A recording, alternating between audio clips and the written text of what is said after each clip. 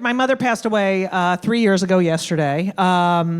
Yeah, I miss her so. I mean, I miss the material. I miss her. I mean, she lived a long life. 93. That's a long, long life. She was so fucking funny, my mother. I can't even tell you. But, you know, I have so many favorite stories. But I'll tell you, near the end of her life, when we knew that she was gonna die because she was old, and you know, she lived at the Hebrew Home for the Aged because she was kosher. That was like the only reason we had to find a kosher place for her, because she was so fucking like, we grew up kosher. I don't know if a lot of people there. I know there's a lot of Jews here, but for the non-Jews, for you guys, okay? So one of the rules is you can't eat meat and dairy together, right? You can't have a cheeseburger. I mean, you can have a cheeseburger if you want to go to hell, but it's totally worth it. Okay, so.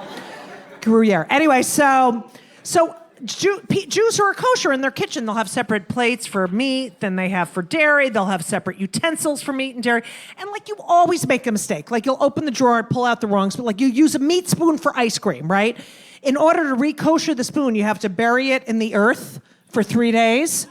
And that outside. And so my mother didn't want to go outside in the wintertime, so she would put them all in her house plants. And people would come over for dinner and we're like, oh my God, what a beautiful ficus tree. Why is there a fork sticking out of there? And I'm like, don't ask. Anyway, so she's at the Hebrew Home, and there's this guy there, Harold, and he visits her all the time. And coincidentally, that was my father's name, and he was the nicest guy, loved my mother. And the thing about Harold was, he had something wrong with him where he walked around with his head down. He could not, you know, he would like just walk around with his head down. He couldn't lift his head up.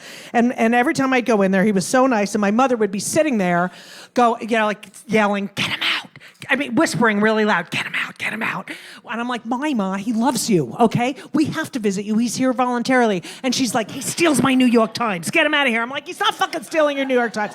So one day, I walk in, Harold's in there visiting, and he says, oh, Judy, it's so nice to see you. You know, your mother and I were just watching a movie. I said, really? Was it on the floor? All right, I didn't say that. But I thought it, okay? So he leaves with the business section, and I'm sitting there talking to my mother, and I always had a list of questions I would ask her, you know, because I wanted to make sure I asked her everything, you know, before she passed. And so that day we're talking, and I said, you know what, Mom?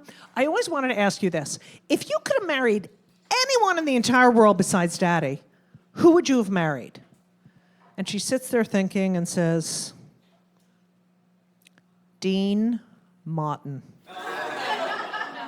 And I'm like, Ma, Dean Martin, he wasn't Jewish. Oh, Judith, it doesn't matter. What? The fuck are you talking about? Oh, it doesn't matter, really? I left there, I ate a pork roll with shrimp, lobster, cheese, and a priest. And I shoved that fucking thing down my throat. It doesn't matter. I didn't have an Oreo cookie until I was 35 fucking years old, okay? Stupid Hydrox bullshit, okay? I never had a fucking Twinkie. They were not kosher. I had to eat fucking Vienna fingers. Vienna fingers. That's for fucking geriatric patients, okay?